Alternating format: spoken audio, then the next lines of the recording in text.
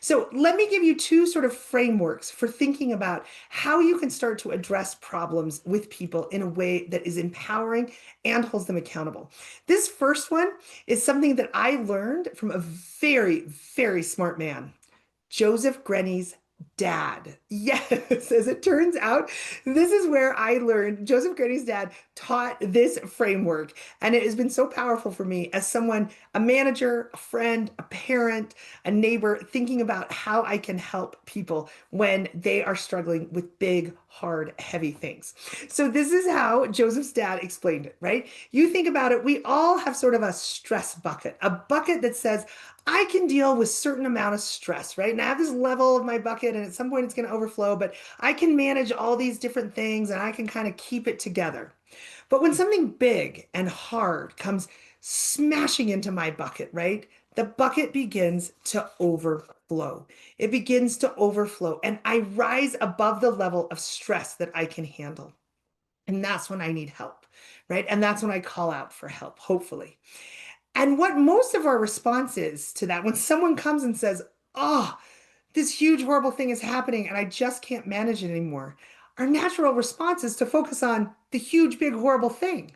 And we often feel really powerless because we usually can't do anything about that huge, big, horrible thing. But what Joseph's dad taught me is that we don't have to. The most powerful thing you can do to help someone is to just help them get their stress level back below the level they can manage it. They can probably manage that big, hard, horrible thing if you can take a few other smaller things off, right? So we don't have to focus on solving the big, huge, horrible thing. That's going to be theirs, especially when we think about it in a work situation. These are often things that are coming from home and family that we cannot solve for them. But what are the things and what are the ways that we can help? So that's one model to think about. How do we start closing the gap? The other one, I wanted to come to Victoria's comment from a little bit ago, and I know I'm taking it out a bit of context because it was in response to something that I said. But she said, often when I ask this question, and I think that question was like, how can I help? What do you need? Right? Like that problem solving question. I'm guessing that's where that came, Victoria. She said, they ask for someone else to take on the task, which punishes the high performers unfairly. Let me say, amen to that. Absolutely. Yes, that is a common response to that question. You can help by giving this work to someone else, right? And it also definitely punishes the high performers, which leads to burnout of the very people you want to keep most engaged. So it's so wise to be watching for that.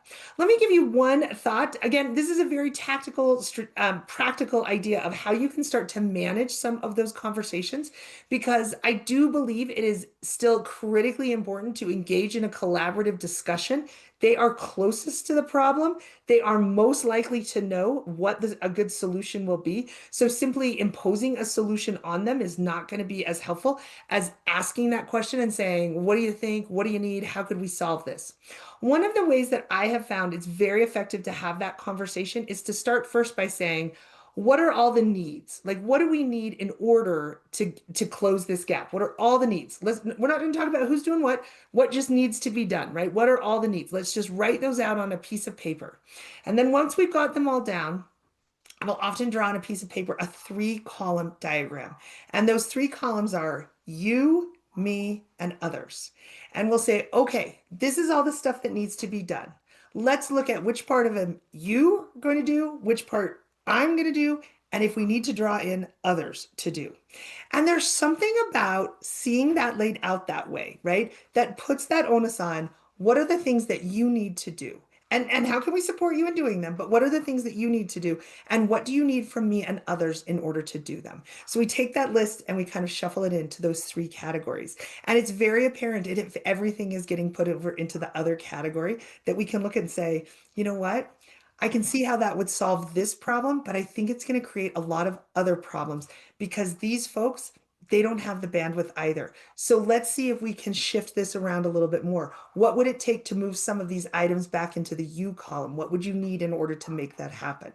It allows for this sort of visual conversation. So we're seeing where responsibilities lie. Now,